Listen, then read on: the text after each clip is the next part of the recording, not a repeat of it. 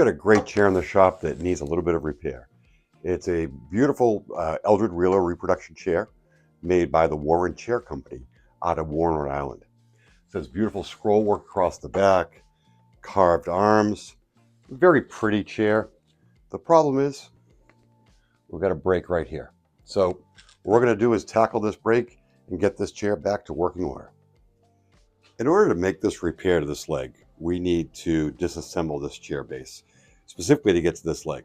So our choices are try and get it unglued from this rung, or unglue these three legs from the seat of the chair. I'm going to try this approach first and try and get the leg off of this rung because these are pretty solid. Given this was made by a chair manufacturer, chances are they used Hyde glue. So I'm going to drop in a little bit of vinegar to see if I can soften up any Hyde glue that's in there and be able to get access to this leg.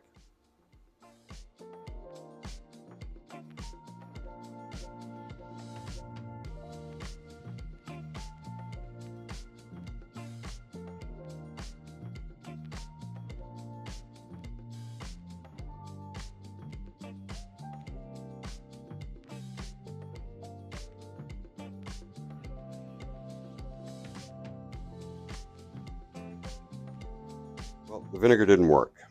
As we're taking it apart, this center rung started to loosen up, which is okay. We will re-glue that. But then what I realized is that this leg actually comes up through the seat of the chair, and there's a tenon right here.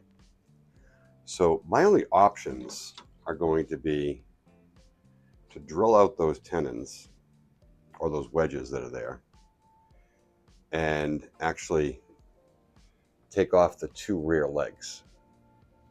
And then that center slat's already loose anyways. So we're going to get a very fine drill, probably an 1/8 inch drill, drill out these wedges, and then shoot some more vinegar down there so we can loosen up those legs.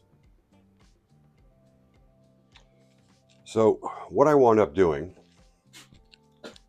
was for the front leg, which I know this whole section is going to be replaced, I used an 1/8 inch drill bit to drill out this tenon. For the back leg, I used a 16 inch drill bit, drilled it deep, and then I used a dowel where I rounded off the edges a little bit, and just tapping it with the hammer, she's loosening out. So once I get this out, I'll be able to then tackle the repair on this leg.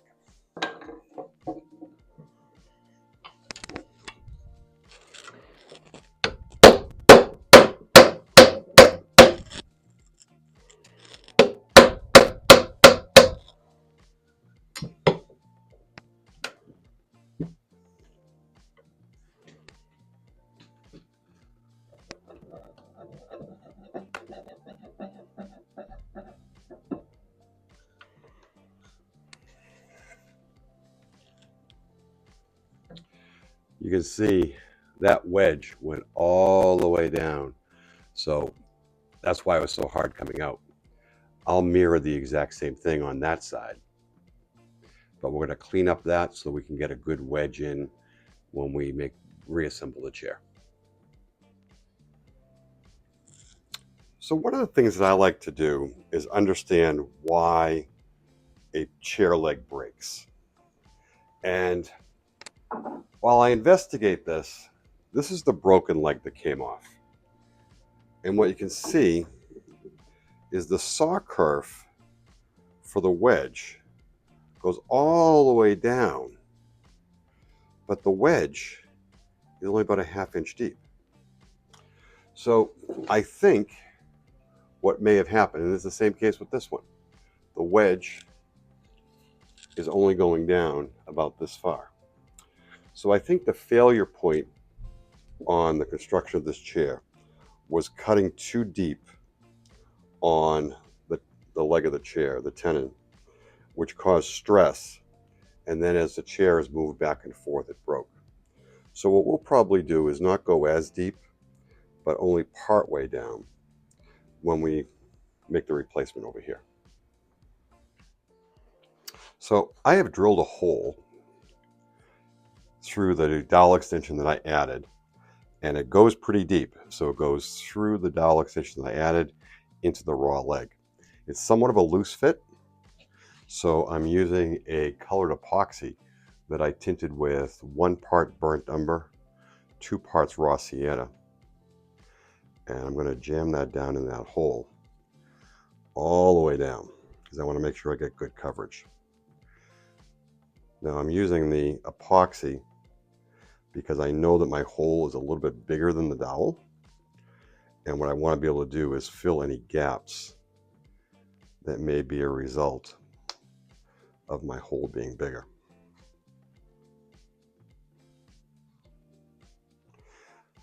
So I've got my 7/16 dowel. And one of the things that I did was I sawed a couple of kerfs down the edges so that any epoxy that's there will have an escape route and not get trapped and squeeze completely out. So it'll actually get down through the sides. And I made the dowel longer than the hole.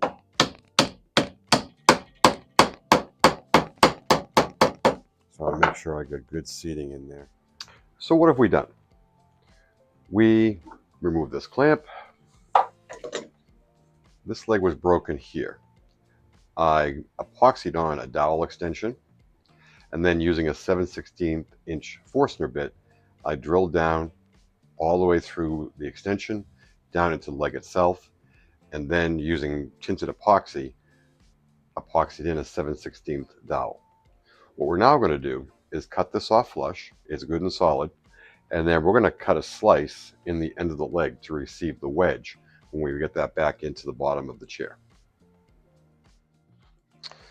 With the end of the dowel cut off flush, what we now want to do is cut a spot for the spline to be able to splay this out. And I want to get this as much into the center as possible. So I'm using a center finding gauge that just slides right over the dowel itself, and because it's on an angle, it gives me the exact center. So now I've got that center line, and I'm going to come through with a dovetail saw and cut a slice down through the dowel extension.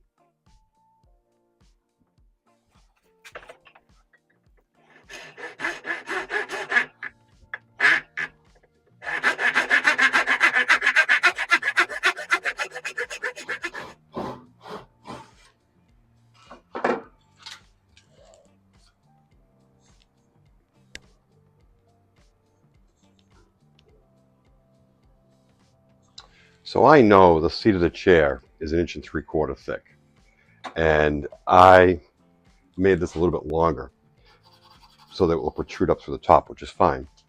But what I want to do is I only want to have the slice go down the thickness of the chair.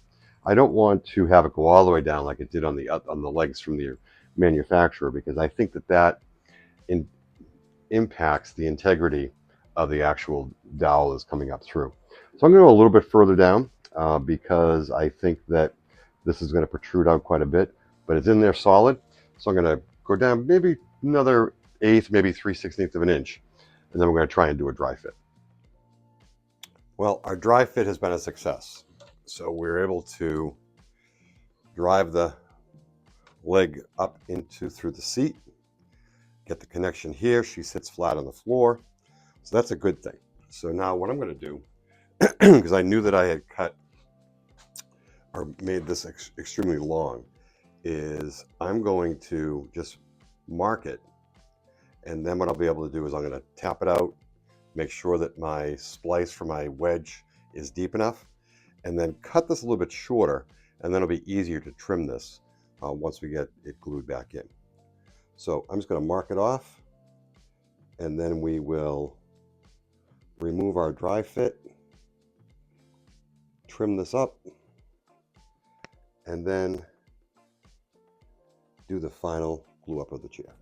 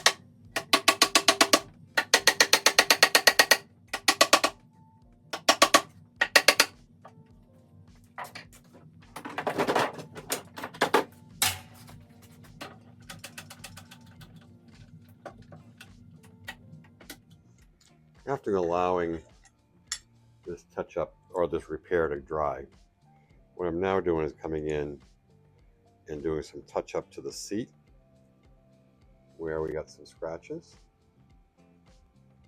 And this is a slow process because you're going to be building the color. But what I'm doing is I did a mix of 1 part burnt umber to 2 parts raw sienna. And I have that in shellac. So I'm doing just going through, and where I see bare wood, I'm just touching that up. And the color will build, and it'll eventually blend right in. And while I'm here, there's some other little scratches in the chair from use that I will touch up as well too. For the dowel that came through, we're going to do this exact same thing, only this time you'll notice that these are much darker, and that's because it's end grain. So what I did was I mixed in some Van Dyke brown into the shellac to give us somewhat of a darker color.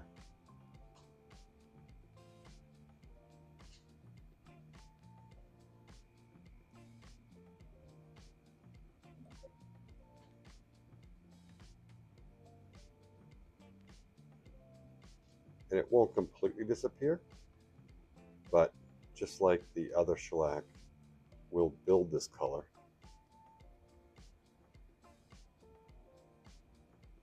Until the repair is close to invisible. And that's a wrap. We've finished up all of our touch-ups to the chair. We've applied a coat of wax, and now it's ready to go back to the customer. So just to give you a little bit of background in terms of what we did, is this leg was broken, so we needed to completely dismantle it. We put a dowel extension on, and then put the wedges in. We did our final touch-ups. Then we applied a coat of wax. So now this chair is back to the way it should be.